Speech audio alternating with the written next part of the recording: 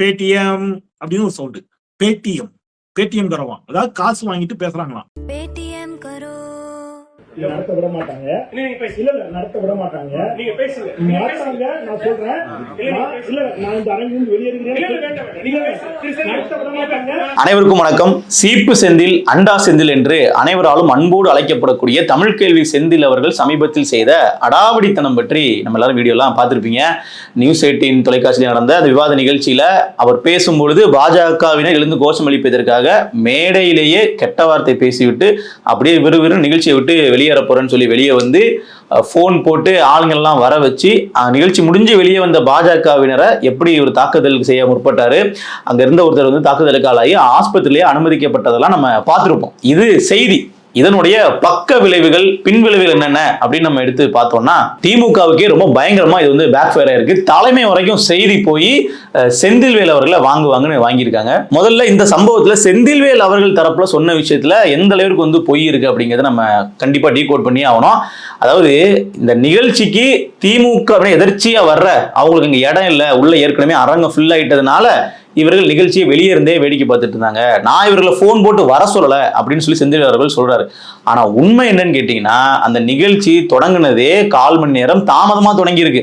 தாமதமா தொடங்கிய நிகழ்ச்சிக்கு ஏற்கனவே நாம் தமிழர் கட்சியின் சார்பாக போன இடுமானம் கார்த்திக் அவர்கள் தாமதமா தான் போயிருக்காரு. அப்போ அவர் நிகழ்ச்சிக்காக உள்ள போகும்போது அந்த அரங்கத்திற்கு வெளியே ஆட்களே இல்லை. அப்ப ஆட்களே இல்லாம இருந்த போதுதான் செந்தில்வேல் அவர்கள் தான் தனியா போன் பண்ணி இவ்வளவு பேர் வர வச்சிருக்காரு.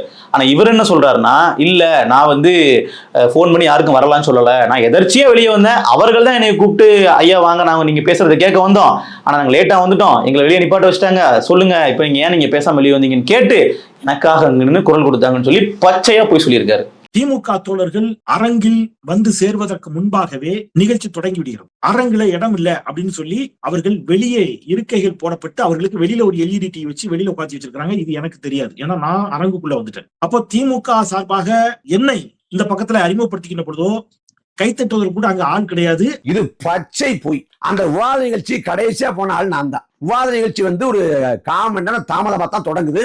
ஏன்னா நான் போறதுக்கு தாமதமாயிடுது. நான் போறப்ப அந்த விவாதாரனுக்கு வெளியே யாரும் வந்து இடம் இல்லாம காத்து இல்ல. செந்தில்வேல் வெளில போனவரு சேர்பாவிட்ட சொல்லி ஆட்களை இறக்கி வெளில வரட்டும் தகராறு பண்ணுவோம் அப்படின்னு திட்டமிட்டு தகராறு பண்றாரு. அப்ப இங்கேயே முடிஞ்சு போச்சு. திட்டமிட்டு தான் செந்தில்வேல் அவர்கள் ஆளை வந்து உள்ள கூட்டிட்டு அப்படிங்கிறது ஆதாரப்பூர்வமா நமக்கு தெரிய வருது. சரி, ஏன் இப்படி வந்து அவரால் பண்ண முடியுது, எப்படி வந்து அவரு இந்த மாதிரி விஷயங்கள் பண்றாரு நமக்கு ஒரு சிந்தனை வரும் இல்லையா? ஏன்னா இவர் அடிப்படையில் ஒரு பத்திரிகையாளருங்க.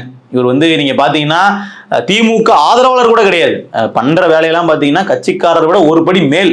ஆனால் அடிப்படையில் இவர் வந்து தன்னை ஒரு பத்திரிகையாளர் என்று இப்போது வரை அழைத்துக் கொள்கிறார். அதற்கு இவர் எந்த அளவுக்கு உண்மையா இருந்திருக்காருன்றதை நம்ம கொஞ்சம் அலசி ஆராயணும் இல்லையா? அதெல்லாம் உங்களுக்கு இப்ப சொன்னா புரியாது. ஒரு 5 வருஷத்துக்கு முன்னாடி இருக்க சம்பவத்தெல்லாம் நம்ம தோண்டி எடுத்துட்டு வந்து பேசினாதான் புரியும். நம்ம ஒண்ணு வருவோமே. 2020ஆம் ஆண்டு ஆகஸ்ட் மாதம், அதாவது இவருடைய நியூஸ் 18 தொலைக்காட்சியில, இதே தொலைக்காட்சி எந்த தொலைக்காட்சி விவாதத்துல ரவுடிங்களை கூட்டிட்டு வந்து பிரச்சனை பண்ணாரோ இதே தொலைக்காட்சி விவாதத்துலதான் இவர் இதற்கு முன்னாடி வந்து மூத்த ஆசிரியராக இருந்தார். அந்த இடத்துல இவருடைய பணி வந்து கிட்டத்தட்ட இவர் வேலை செய்ய முடியாம நெருக்கடி வந்து வெளியே வர்ற சூழலுக்கு தள்ள போறாரு. காரணம் யாருன்னா, மாரிதாஸ் போன்ற நபர்கள்லாம் திமுக ஊடக லாபிகள் இப்ப நிறைய பேர் பண்றாங்க. திமுகவினர் வந்து ஊடகங்கள் அபகரிச்சுட்டு உள்ள இருந்து நரேட்டிவ் செட் பண்றாங்க அப்படின்னு சொல்லி ஆதாரபூர்வமா பல விஷயங்கள் எடுத்து வெளியிட, அது வந்து இந்த மாதிரி ஊடகங்களில் பணியாற்றக்கூடிய பல பேருக்கு பேக் ஃபயர் ஆக அந்த நிறுவனங்களிலிருந்து இவர்கள்லாம் ஓரங்கட்டப்படுறாங்க, அடித்து விரட்டப்படுறாங்கன்னே சொல்லலாம். அப்படி வந்து விரட்டப்பட்ட ஒரு நபர் தான் இந்த செந்தில்வேல் அவர்கள். சோ அப்பெல்லாம் இவருக்கு சீப்பு செந்தில்லாம் பேர் இல்லை, மக்களின் குரலாக ஒலிக்கக்கூடியவர், குரலற்றவர்களின் குரலாக ஒலிக்கக்கூடியவர்னு சொல்லி நான் உட்பட பலராலும் போற்றி பாராட்டப்பட்ட ஒரு நபர்.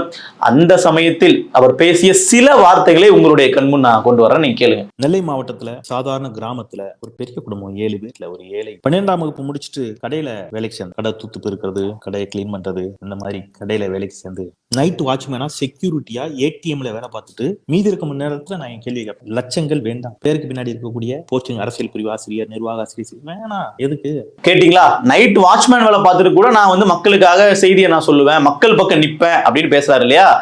இதை விட ஸ்பெஷல் ஐட்டம் ஒண்ணு இருக்கு. இப்போ நியூஸ் சேனல்ல இருந்து வெளியே வந்துட்டாப்ல, அப்புறம் கலைஞர் டிவில கூப்பிட்டாங்க, என்ன அந்த சேனல்ல கூப்பிட்டாங்க. ஆனா கட்சி சார்பா நான் எந்த சேனல்லையும் பேச மாட்டேன், எந்த சேனலும் இருக்க மாட்டேன், நான் நடுநிலையாகத்தான் இருப்பேன் அப்படின்னு பேசின வீடியோவையும் பாருங்க. குரலற்றவர்களின் குரலாய் நான் ஒழிக்க வேண்டும் என்று எப்போதும் ஆசைப்படக்கூடியவன், நினைக்கக்கூடியவன், அதனுடைய கடமை நினைக்கிறவன். திமுக முத்திரை நான் கலைஞர் தொலைக்காட்சியில் இணைப்போவதில்லை. இதற்கு முன்பும் கூட எனக்கு கட்சி சார்ந்த தொலைக்காட்சிகளிலிருந்து பணியாற்றுவது எனக்கு பெருத்த சிரமத்தை கொடுக்கும். என்னால பணியாற்ற முடியாது. கேட்டீங்களா? அப்போதிலிருந்து இப்போது வரை தான் வந்து ஒரு நடுநிலையான பத்திரிகையாளர்னு சொல்லி இவரே அவரை நம்பிக்கிட்டு இருக்கிறது மட்டும் இல்லாம நம்மளையும் நம்ப வச்சு ஏமாத்திட்டு இருக்காருன்றது நம்ம கவனிக்க வேண்டிய ஒரு உண்மை. சரி, இப்படிலாம் வந்து இருந்தார் இல்லையா? ஆனா சமீபத்துல அந்த நியூஸ் 18 தொலைக்காட்சி நடந்த அந்த கலைபரத்துல இவர் வெளியே வந்து நின்று அந்த ஆட்களெல்லாம் கூட்டி வச்சுட்டு ஒரு வீடியோ வேற ரிலீஸ் பண்ணி Facebookல போட்டார். அந்த வீடியோல என்ன பேசிருக்காரு தெரியுமா? இனிமேல் திராவிடம் குறித்து, பெரியார் குறித்து, இல்ல திமுகவினுடைய கருத்துக்கள் குறித்து விவாதம் ஒருத்தர் பேசும் பொழுது, திராவிடம் குறித்து ஒருத்தர் பேசும் பொழுது எதிரில் உள்ள பாஜகவினர் யாரும் இது மாதிரி வந்து அக்கப்போர் செய்யக்கூடாது, கத்தக்கூடாது, கூச்சிடக்கூடாது அப்படின்னு சொல்லி அந்த அளவுக்கு வந்து உணர்ச்சி பொங்க வந்து பேசியிருக்காரு. அப்ப இவர் திராவிடத்திற்கு ஆதரவா பேச போயிருக்காரு, திமுகவுக்கு ஆதரவா பேச போயிருக்காரு அப்படிங்கிறது நமக்கு கிளியர் கட்டா புரிஞ்சிச்சு இல்ல? ஒவ்வொரு முறையும் திராவிட இயக்க தோழர்கள், திமுக தோழர்கள் பேச வருகின்ற பொழுது இந்த மாதிரி கத்துவது, கூச்சலிடுவது, அதை வைத்து ஆட்டத்தை கலைப்பது அப்படிங்கிற ஒரு ஸ்ட்ராட்டஜி அவங்க கையில் எடுத்துக்கிறாங்க. இன்றைக்கு அவர்களுக்கு பாடத்தை கற்றுக் கொடுத்தே ஆக வேண்டும் என்பதற்காக நான் வெளியில வந்துட்டேன். சரி, இப்போ கூட உங்களுக்கு ஒரு சந்தேகம் வரலாம், இல்ல அவர் வந்து திராவிட கருத்திற்கு தான் ஆதரவா பேசுறாரு, திமுகவிற்கு ஆதரவா பேசலையே அப்படின்னு நீங்க நினைக்கலாம். அதுதான் இல்ல. நாம வந்து சீப்பு செந்தில்னு சொல்றோம், அண்டா செந்தில்னு சொல்றோம்னு கேட்டிருப்பீங்க இல்லையா? அண்டா செந்தில் அப்படின்னு ஏன் இவருக்கு பேர் வந்துச்சு அப்படின்னா, வேற யாரெல்லாம் பேர் வைக்கல, இவரே வச்சுக்கிட்டாரு. திமுகவை ஆதரித்தால் நீங்க என்ன திமுக சொம்புன்னு சொல்லுவீங்கன்னா, நான் ஆதரிக்கிற அளவுக்கு யாராலையும் ஆதரிக்க முடியாது, என்ன நீங்க திமுக அண்டான்னு சொல்லுங்கன்னு சொல்லி அந்த வார்த்தையை சொன்னதும் இவர்தான். அண்டா என்று, திமுக அண்டா என்று தனக்குத்தானே பெயர் சூட்டி கொண்ட பெருமையும் இவரையே சாரும். நாங்கெல்லாம் கரை வேட்டி கெட்டாத திமுக காரங்க தான் கிட்டத்தட்ட. கலைஞரை பாராட்டக்கூடியவர்களுக்கெல்லாம் ஒரு பேர் திமுக சொம்பு அப்படின்னு. நான் வந்து அப்படி என்ற சொல்றவங்க கூட சொல்லுவேன், என்னெல்லாம் சொல்றதா இருந்தா திமுக சொம்புன்னு சொல்லாத, திமுக அண்டான்னு சொல்லு. ஏன்னா நான் இவ்வளவு ஆதரிக்கல திமுகவை, நான் இவ்வளவு ஆதரிக்கிறேன், எனக்கு அதுல எந்த தயக்கமும் இல்ல. போ. சரி, இப்படி திமுக அண்டாவா இருந்து இவருக்கு அப்படி என்ன கிடைச்சது, என்னதான் இவர் சாதிச்சிட்டார் அப்படின்னு பாத்தீங்கன்னா, இவருடைய சொந்த ஊரில் கோடிக்கணக்கில் இவர் வந்து வீடை கட்டி கொண்டிருக்கார் என்பது நான் சொன்ன தகவல் அல்ல. இவரது சக கூட்டாளியாக இருந்த நாஞ்சில் சம்பத் அவர்கள் அவரே அவர் வாயால் உதிர்த்தது. நீங்களே அதையும் கேளுங்க. ஆனா ஊடகவியலாளர் என்று சொல்லி அந்த கட்சிக்குள்ள ஊடுருவி அவன் அரசாங்க காரில் வரலாம். 4 கோடி ரூபாய்க்கு சொந்த ஊர்ல வீடு கட்டுறாரு அந்த ஊடகவியலாளர். ஸோ இதெல்லாம் தான் நம்ம செந்தில்வேல் அவர்கள் கடந்து வந்த பாதை. ஆனால் இன்னைக்கும் வந்து நான் நடுநிலைவாதி, நான் வந்து மக்களுக்கான குரலாக தான் ஒலிக்கிறேன், நான் வந்து எந்த கட்சிக்கு ஆதரவும் பேசுறேன்னு சொல்லி பேசுறாரு இல்லையா? இதெல்லாம் நம்ம எப்படி எடுத்துக்கிறது? அங்க இருந்த அந்த நிகழ்ச்சியில இருந்த தங்க தமிழ்ச்செல்வன் அவர்கள் திமுகவினுடைய எம்பி, அவர் வந்து என்ன பண்ணல, பிரச்சனை பண்ணல. அவர் வந்து இங்க இன்னும் ஆட்களை உள்ள இறக்கி கலவரம்லாம் பண்ண முயற்சி பண்ணல. ஆனா ஒரு பத்திரிகையாளர் அப்படிங்கிற பெயர்ல பேச போன ஒருத்தர் அங்கிருந்து வந்து திமுக ஆளு, நீ பேடிஎம் காசு கொடுத்தா என்னாலும் பேசுவேன்னு சொல்லி கூச்சலிட்டு இருக்காரு. அது தவறு தான். பாஜகவினர் அந்த இடத்துல கூச்சலிட்டது தவறு. ஒரு கெஸ்ட் ஒருத்தர் வந்து பேசும்பொழுது நீங்க கீழே இருந்து பார்க்க வேண்டிய இடத்துல பார்வையாளர் இருக்கக்கூடியவங்க அந்த நிகழ்ச்சியை வந்து சீர்குலைக்கிறீங்க அப்படின்னா அது பண்ணது தவறு. நெறியாளரும் அதை இறங்கி போய் கண்டிச்சிருக்காரு, மேடையில இருந்து கண்டிச்சார், இல்லைன்னு சொல்ல வரல. ஆனா இப்படி பேசின பாஜகவினர் பண்ணதும் தவறு தான். அதற்கு நீங்க வந்து கட்சிக்காரங்களுக்கு போன் பண்ணி, சேகர்பாபு போன்ற அவர்களுக்கு போன் பண்ணி நீங்க ஆளா இருக்குவீங்க அப்படின்னா, ஏன்னா இவரே சொல்றாரு சேகர்பாபுனுடைய ஆட்கள் வந்து நிக்கிறாங்க, எனக்கு ஒரே அதிர்ச்சி அப்படின்ட்டு.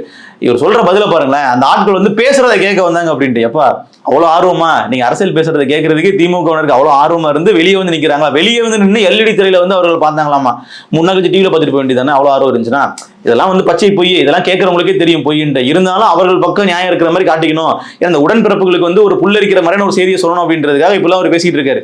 சரி, இதையெல்லாமும் நம்பிக்கிட்டு இதெல்லாம் பண்றாங்க இல்லையா? எத்தனை நாளைக்கு நீங்க பண்ணிடுவீங்க? திமுக ஆட்சி இருக்கிற வரைக்கும் நீங்க இந்த அளவுக்கு வந்து ஆட்டம் போடுவீங்க அப்படிங்கிறது நமக்கு புரிஞ்சுக்க முடியுது. ஏன்னா ஒரு சக கட்சி சார்ந்தவங்க வந்து அவங்க பண்ணது சரி தப்புன்னு தாண்டி அதற்கு நாங்க வந்து வன்முறை மூலமா நாங்க வந்து பதிலடி கொடுப்போம், ஆட்களை இறக்கி நாங்க வந்து என்னென்னாலும் பண்ணுவோம் அப்படின்னு நினைக்கிறது இருக்கு இல்லையா? இது எல்லாமே ஸ்டாலின் அவர்கள் ஆட்சியில் இருக்கிறாரு, நமக்கு வந்து எல்லாம் பண்ணி தருவார் அப்படிங்கிற ஒரு நம்பிக்கையின் அடிப்படையில் தான். திமுக ஆட்சி இருக்கிற வரைக்கும் நாம வைக்கிறதா சட்டம், நமக்கு நம்மள ஒன்றும் பண்ண முடியாது அப்படிங்கிற மெதப்பு இருக்கு இல்லையா? இது ஒரு சட்ட ஒழுங்கே வந்து ஒரு மோசடிக்குள்ளாக்கக்கூடிய நிலைமையா இருக்கு.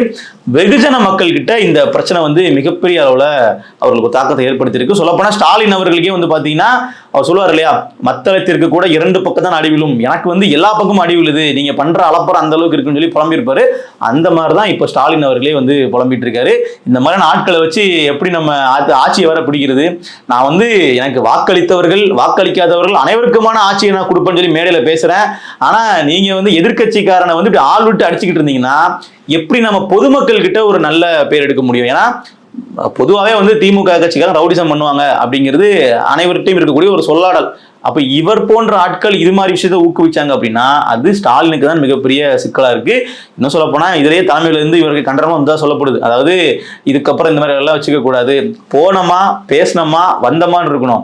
அங்க போய் வந்து ஆள் கூட்டிட்டு போய் பஞ்சாயத்து பண்றேன், என்னோட பவர் என்னன்னு காட்டுறேன், நீங்க கத்துறீங்களா 50 பேரை, நான் 100 பேர் இறக்குறேன் பாரு அப்படின்னு இறக்குறன்ற வேலையில இது மாதிரிலாம் ஆட்கள் எல்லாம் கூட்டு போயிட்டு பிரச்சனை பண்ணக்கூடாது ராசா அப்படின்னு சொல்லி இவருக்கே வந்து தலைமையிலிருந்து அறிவுரை எல்லாம் வந்திருக்கிறது.